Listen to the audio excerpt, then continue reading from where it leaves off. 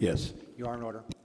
Thank you, Mr. Speaker. Representative Holt, what I'm going to ask in this part of this debate is about the differences between the amendment and the bill that, as it originally came through. And I'm going to save more questions when we get back on the bill.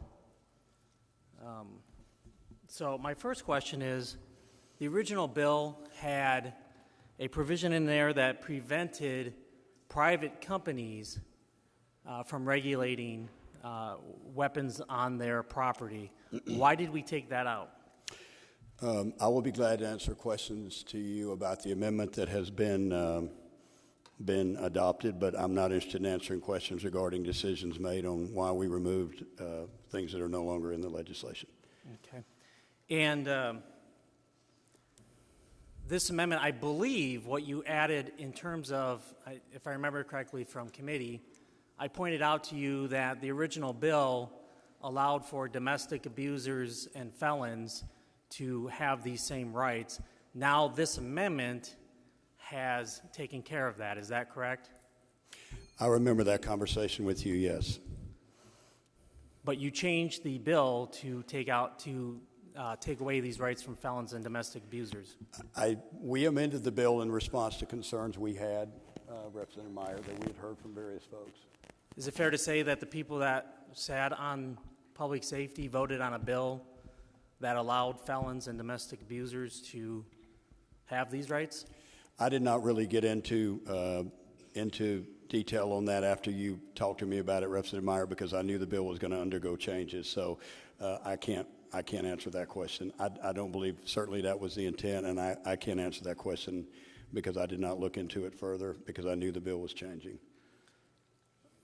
What is meant by this provision about publicly accessible parking lots? What is that about?